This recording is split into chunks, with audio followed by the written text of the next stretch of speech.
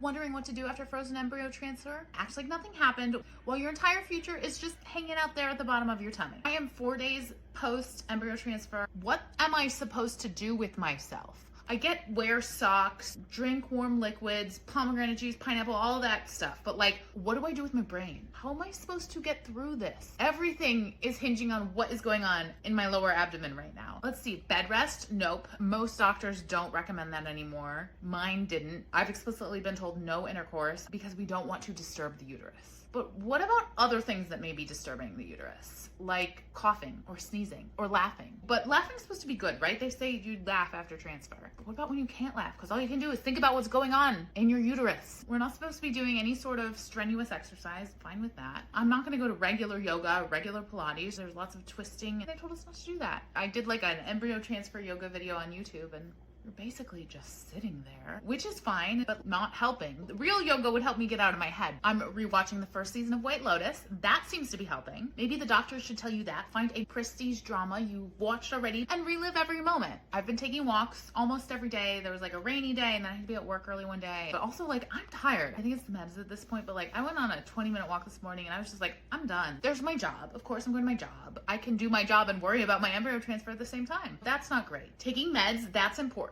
I'm doing progesterone suppositories, so that's a whopping 2 minutes out of my 24 hours a day. Number one rule about what to do after frozen embryo transfer, don't stress. But that's the whole problem. This is like a cycle, right? Don't stress. Okay, but then what do? There's nothing to do, so I stress. They should just give us some BS projects. Oh, you just had a frozen embryo transfer? You need to learn how to cross stitch. It's actually part of the process. Good luck. At least then I'll be focused on that. Making TikTok. That's actually not a terrible idea. That is working for me right now. Maybe it'll work for you too. What did you do after frozen embryo transfer? I would love some tips because the waiting is brutal.